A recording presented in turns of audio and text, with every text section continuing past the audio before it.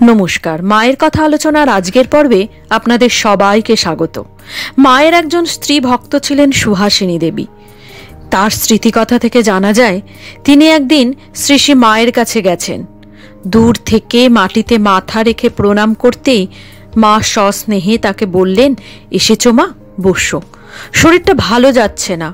শরৎ, গোলাপ, যোগিন, সরলা সবাই ব্যতিব্যস্ত আমাকে নিয়ে। আমার নিজেরই লজ্জা লাগছে। তবে কি জানো মা, দেহ ধারণ করলে দেহের ভোগ তো করতেই হবে। এই কথা বলে মা চুপ করে রইলেন। আমি মায়ের মুখের দিকে তাকিয়ে রয়েছি। কিছুক্ষণ পর আমার দিকে তাকিয়ে বললেন, বুড়ো হয়েছি, বাতে ধরেছে, হাতে পায়ে বাতের ব্যথা, একটু টিপে দিলে আরাম হয়, তুমি একটু টেপে দেবে? আমি বললাম, আমি দিচ্ছি। আমার মনের ভিতর তখন ঝড় বইছে। আনন্দে, বিস্ময়ে, আবেগে আমি আর নিজেকে সামলাতে পারছিলাম না। সঙ্গে সঙ্গে মায়ের পায়ে হাত বুলিয়ে দিতে দিতে মনে মনে বলছি, মা গো, তুমি অন্তর্যামিনী। চোখের জল উপচে পড়তে চাইছিল। আমার পরম পাওয়ায় বুক ভরা আনন্দের কান্না চেপে রেখে মাটিতে বসে মায়ের চরণে হাত বোলাতে লাগলাম। একটু পরেই মা বললেন, ও কি, মাটিতে ওভাবে বসে কি হয় মা? মায়ের আদেশ। মনে মনে ঠাকুর ও মায়ের কাছে ক্ষমা চেয়ে তক্তপোষে বসে অনেকক্ষণ মায়ের তুলতুলে নরম পা দুটি কোলে তুলে দেবতা, ঋষি, মুনিরও আরাধ্য ও আদ্যাশক্তির পদসেবা করলাম। বেশ কিছুক্ষণ পর গোলাপ মা এসে ঘরে ঢুকলেন। গোলাপ মাকে দেখেই ভয়ে আমার হাত আপনা থেকেই থেমে গেল। এই বুঝি গোলাপ মা বকুনি দেবেন মায়ের তক্তপোষে বসেছি বলে। মা চোখ বুজেছিলেন। আমার হাত থেমে যেতে মা চোখ চেয়ে বললেন, কি হলো গো? তারপর গোলাপ মাকে দেখে বুঝতে পারলেন সব। গোলাপ মা মাকে বললেন, আমাকে ডাকনি কেন? মা কোমল কণ্ঠে বললেন, তোমরা তো সব সময় করছো, এদেরও তো মনে ইচ্ছে হয়, তাই আমি বলেছি। তক্তপোষে বসে পা টিপতে আমি ওকে বলেছি। গোলাপ মা একটু হেসে আমার দিকে তাকিয়ে বললেন, দাও গো মেয়ে, দাও। এই প্রথম গোলাপ মাকে হেসে কথা বলতে দেখলাম। গোলাপ মা হাসি মুখে মার ঘর থেকে চলে গেলেন। তারপরেও কিছুক্ষণ মায়ের পদসেবা করলাম। সন্ধ্যার মুখে মা বললেন, থাক মা, থাক, এখন খুব আরাম লাগছে। কিছুক্ষণ পর মাকে প্রণাম করে বাড়ি ফিরলাম। বাড়ি ফিরে হাত দুটো দিয়ে আর কোনো কাজ করতে ইচ্ছে করছিল না। মনে হচ্ছিল মায়ের পায়ের ছোঁয়া লেগে রয়েছে হাত দুটোতে। অন্য কিছুতে হাত দিলে সেই ছোঁয়া বুঝি হারিয়ে যাবে।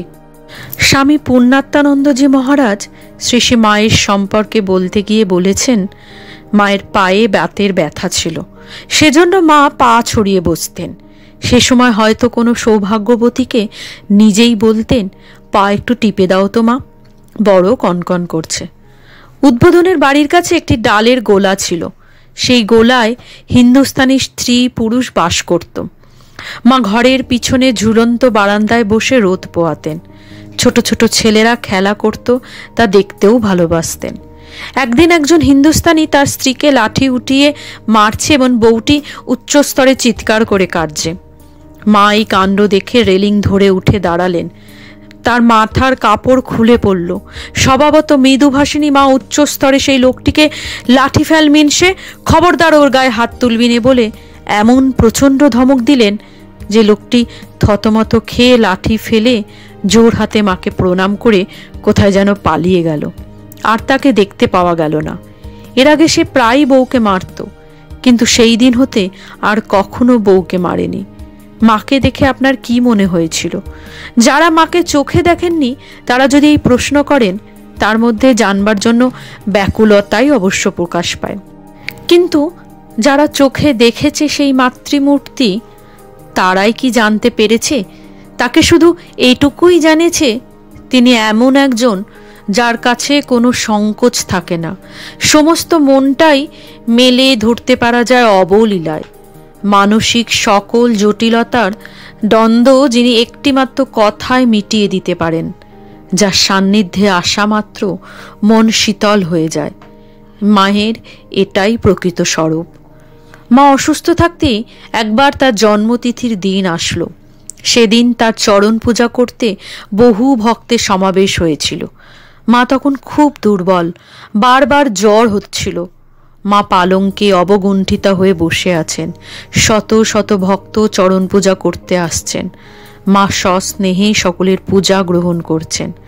তা সত্ত্বেও পূজায় বহু সময় লাগলো, কিন্তু মা সমভাবেই প্রসন্নময়ী রূপে সন্তানদের অর্চনা গ্রহণ করছেন।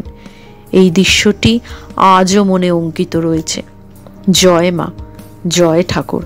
আজকের আলোচনা এ পর্যন্তই। কেমন লাগলো তা অবশ্যই আমাকে কমেন্ট করে জানাবেন। আর ভালো লাগলে লাইক শেয়ার করতে কিন্তু ভুলবেন না। আর যদি চান মা ও ঠাকুরের আলোচনার নিত্যসঙ্গী হতে, তাহলে আমার চ্যানেলটা সাবস্ক্রাইব করে নেবেন। আপনারা আমাকে ফেসবুক, ইনস্টাগ্রামও ফলো করতে পারেন। লিংক ডেসক্রিপশন বক্সে দেওয়া আছে। ভালো থাকবেন, সুস্থ থাকবেন। মা ও ঠাকুরের আশীর্বাদ সকলের উপর বর্ষিত হোক, এই কামনা জানিয়ে আজকে শেষ করি।